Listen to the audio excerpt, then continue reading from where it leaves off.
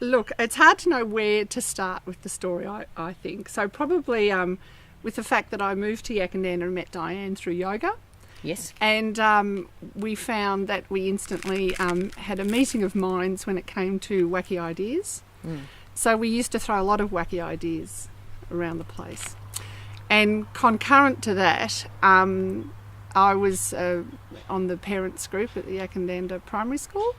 And the Yakandana Primary School used to do the Wodonga races. And when you say do the Wodonga races, they did the parking and ran a concession stand and made a lot of money out of it. And then a couple of years after we started at Yak Primary, the Wodonga races ceased that arrangement. And so the school was left with a fundraising hole. So Karen and I were on the parents group, and we had this fete, which was a lot of hard work. It didn't raise hardly any money, and the only thing that we thought was really good about it was the music and the food. And so, so you pick up the story from there. So I used to go with my family to the Port Fairy Folk Festival, and I had 4 little kids, drag everybody, put them all in the car, drive 12 hours down to Port Fairy and have a great weekend. But it was such a big deal, and I kept thinking, why do I have to go so far to go to a community music event where my family has a great time, everyone from the little one up to my age? And I said, this is ridiculous. Why can't we do something like this? And we talked about this. Kirsten and I talked about that there just wasn't enough happening culturally in our community to keep us engaged. And we had to keep going further afield to find things that kept us happy in this area. We put an ad in the town newspaper for a meeting at the pub, and about 10 people turned up, all ready for a night out at the pub. And at the end of the meeting, we had a little list of people who wanted to put their names down to actually do something to start a folk festival, and there were no names on the list except for Jeff's and my name. So good on Jeff, eh? Good old Jeff.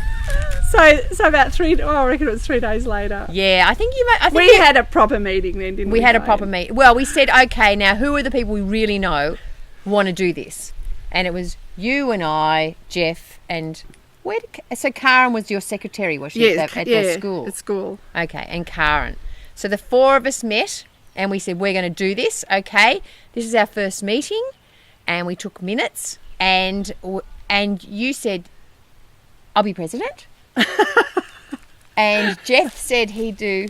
Karen said she'd be secretary, and Jeff said he was vice president. That's right. And then... And what were you? And then everyone said, well, what about treasurer? Oh, treasurer, that's And we all looked around, and there's only 4 of us. So I went, oh, and that's me, I must be the treasurer. And people laugh at that now, which I think is quite rude. So I was the first treasurer.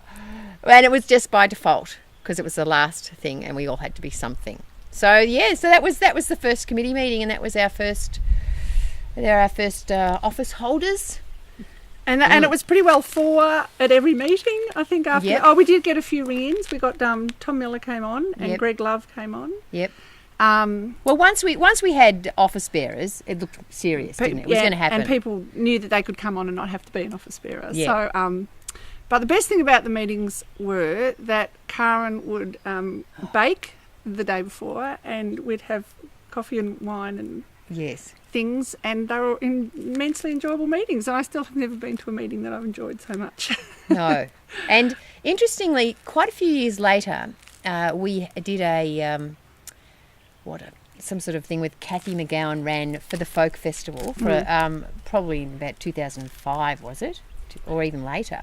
Anyway, we had a day where we just did a whole sort of working together day of how how people get on and all that sort of stuff.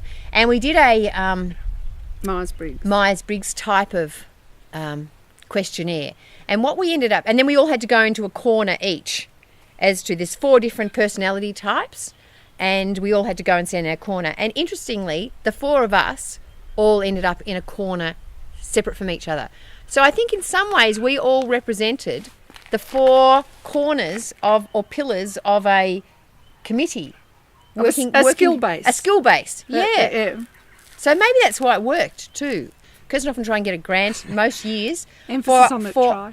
for some sort of an event at the festival that was an artistic or musical. So those Friday night parades were always Kirsten's, getting the school involved, getting the kids all having a musical instrument, trying to get an artist who will go around beforehand, some sort of performer who would turn up a couple of weeks beforehand and go to all the local schools and teach music or teach some art thing, or like that was always really very important to you to have that happen. So we all really got to do what we wanted to do within our own little area under the auspice. And Jeff went off. Jeff was the first president of Arts Yakandanda. So he sort of, in some way, he moved a little bit away from the folk festival there. He broadened his and moved into Arts Yakandanda. So that was yeah.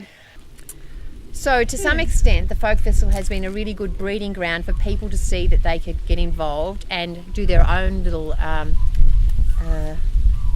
moving off into a community type event or community. It's showing people you can do it. Yeah. So I think it's been a really good thing for the community to get people in and get them doing things. Yeah. And I think also the other thing about the folk festival, just getting back to all our different jobs and what we did, Di's real skill, apart from being a fantastic treasurer, Diane, keeper of keys, was I kept the keys. Her ability to source fantastic music. So really, Diane became our artistic director, I would say. And through a lot, thousands of hours, would get our program to this amazing level, considering we were such a small committee. But it was really the input of Diane, I'd say, into that. Then we had a committee. Finally. Yeah. A music selection committee. Which was great. The music selection committee, we had, I think that was Sharon McCartn's idea of putting them all into yellow envelopes with their names of the artist and a number, and then she would have them all in an Excel sheet, and she's packed them into things of 10, and so the 10 of them would go off. We'd send them all off to, there's a group of probably about 6 people on the committee, selection committee, some in Albury, Jeff Green in Albury, who I'd never really came to a committee meeting. And they would listen to the music, and then they would give them a rate on it, or write a little comment, and eventually we'd get all the envelopes back together with everybody's comments on them, and just the small group would go through and look at the comments, and we just straight away go, no. The ones that had no on them, we wouldn't even bother listening again, because sometimes we'd have hundreds of... and we didn't want to have to listen to them all again. So that was, that was an interesting... I mean, I at one point I got up to 200 CD submissions. Yeah. So we were listening to 200, and it got very... And now I don't even know what it is now. It's probably hundreds and hundreds. So, it was a pretty big job. And originally the music selection committee was a committee of 2, 3. Yeah. And... we made some pretty arbitrary choices there for a while on whoever applied. First of all, whoever applied got in. Whoever applied and were free got in. Free. If you were free, that helped a lot. If you had a nice CD cover, that helped. Trina Costin, she was one of our first. If you were local, you got in. If you were local, you absolutely got in. Yeah. It was. But one of the first ones, we would work all weekend. Like we. I remember that one. My favourite story is we had a storyteller. One of our first ones. Karen had organised really a kids sort of event in the Memorial Gardens, and she had a friend of hers there. Who was the name of the guy who had the sheep and? Andrew Fraser came with his sheep and a whole lot of things. And the scouts, Kevin Pointer's scout group, did things in there, did some whatever they were doing. We did always try, because what we liked about Port Fairy and other folk festivals was the kids, the notion of a kids tent or a kids. We love that. Yeah, we really wanted to have a kids section, a kids area where things were happening and people could come with their family. Because what often happened was people would come to the parade, and then it was difficult because there weren't a lot of other things. They want to go to the music, and the kids might not fit into it. And so we really wanted to make that the kids had some sort of section in it as well. But it's been something it's never been all that successful. We've never found the right person to run it for free. Like, for free is always the thing. You know, it's a big job. And 1 year we had the lady with parachute. She was great. That from Indigo Valley. Yeah. Anyway, Yeah. and she was Elliot. no. Yeah, Carol Case. Carol Case. Who's Yeah. Elliot. Yeah, Carol Case from. She came. Yeah, she was fantastic. She was great. And if we paid, but we never had any money. No, we never had any money. But anyway, so we ran this at the Memorial Gardens where we had and Karen said, because Karen said she'd run it that year there, and we were very excited. So we had Andrew Fraser with his sheep and Kevin Pointer with his scouts doing whatever they were doing, and a couple of other people doing little art sort of things.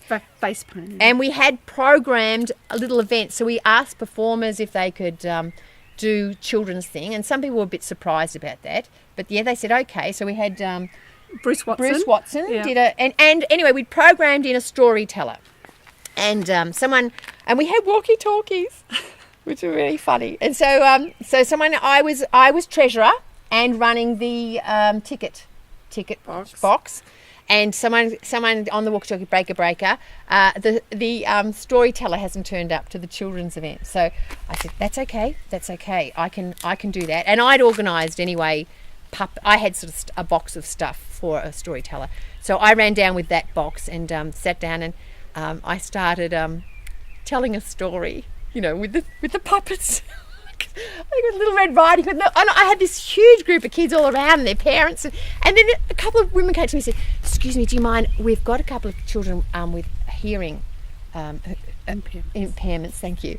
And could you in some way do the story so that they could be part of it? And I'm like, sure. So I've got, and I'm trying to be really animated. And then my walkie-talkie started going off. And I just sort of turned it down and just kept going. And then Karen, I think in the background came and she's doing this to me. Because there was some drama. And I had to very, very quickly get through the end of the story and the kids were all like, oh, is that it? But and what had happened was one of the performers then hadn't turned up to the hall to sing. And so everyone's sitting in the hall waiting. So I remember running up to the hall and we had someone there, Barry. Yeah, that's right. Barry, who had always asked if he could be on for longer than 20 minutes, and we didn't really want him to.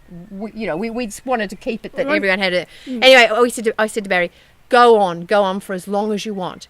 In the meanwhile, Kirsten and Bob went running looking for the performer.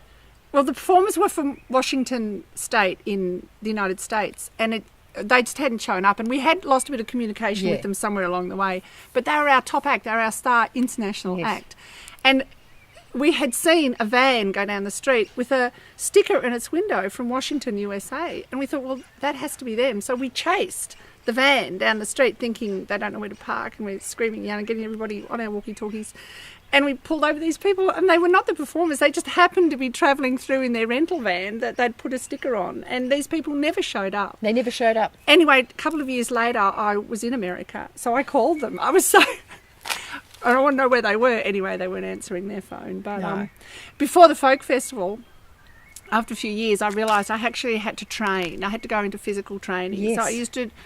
You had to train. I had to work out and run. So by the time the folk festival weekend came out, I was fit enough to run up and down the main street. We did. We ran up from and with these walkie-talkies. Yeah. Sometimes I'd bring my bike and I'd ride from venue to venue because 1 minute you'd be... Well, that's right. I did the sound. That's right. I did the sound. That was so funny. I said, no, I don't think you can do the sound. I said, I can do the sound. I did the sound on the open stage. The sound person wasn't there. Yeah, it was really bad. And I said to the performer, what do I have to do? And they just said, just keep pushing me. And I was like, I was up on the stage, dying to the console. Pushing them. Not having a clue. I'm like, that's great dance. I'm really good. So between us and Jeff and Karen, the four of us in those first couple of years were doing we certainly weren't, there were a lot of other people involved on doors and things, but we often would end up, someone would walkie-talkies and say, there's no one on the door so one of us, we'd all look at each other and one of us would run down and we'd then be on the door So it was an MCing. We all MC'd. Yeah. We did lighting, stage production, stage management. Yep. But that could also mean that sometimes I was up at 5 o'clock marking out the stalls. That's right. For the market with the spray paint and Yep. going till that'd be 5 o'clock in the morning marking out the market stalls and then 2 o'clock in the morning that night. Sacking chairs for the next night or something. I remember one Sunday night at the end of the folk festival sitting in the chair, the couch at home, and I actually couldn't get up. I was and that was the year I realised, right, next year I'm training. I'm not. I mean, and it sounds as if we were the only ones, but we're just talking now the first year, first 3 years. Yeah, first 2 years. Well, then Dennis and That's Kevin right, by were 2000. logistics, and Sharon was doing all those backdrops, and then that Sandra McKibben Bros. Sandra Bros. Yeah, who used to come. That was amazing. Sandra Bros used to come down from Myrtleford. Her mother used to drive down because she was 17, wasn't she? For the folk festival committees, and so we had this young person who was so keen. Her mother dropped her off. Where did her mother go? And she was the one that did. Well, we haven't got the one on, but she. I think it was Jackie Melbourne did that. The original design. But Sandra made this amazing, big white wire and paper representation of it that hung at the back of the main stage for the first 10 years, really. Long time. Yeah, and she's gone off to do whatever she's gone to do in the rest of the world. But it was such an amazing thing. We used to go, this girl's come all the way from Myrtleford. We couldn't get people often in Yak and Dan, and this girl's come all the way down from Myrtleford to be part of our team. Yeah.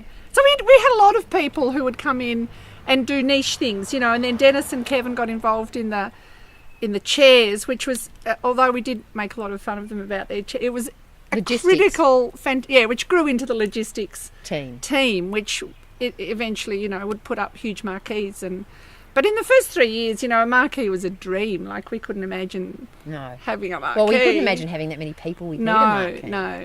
Really. So it was really the 2000 folk festivals when we say we sold out, didn't we? I mean, we sold out 100 tickets that were for sale. Well, it was how many people we could fit in the old hall. Yeah. So the old hall had a capacity of, I think, 120 people or something. And had a bit more than that. Okay. Yeah, 220. Yeah, all right. Oh, okay. Yeah, but I mean, we're making it sound as if. I mean, we were certainly the instigators, but if people hadn't come on board as they did, even just to do, Patton Bridge did this amazing sort of.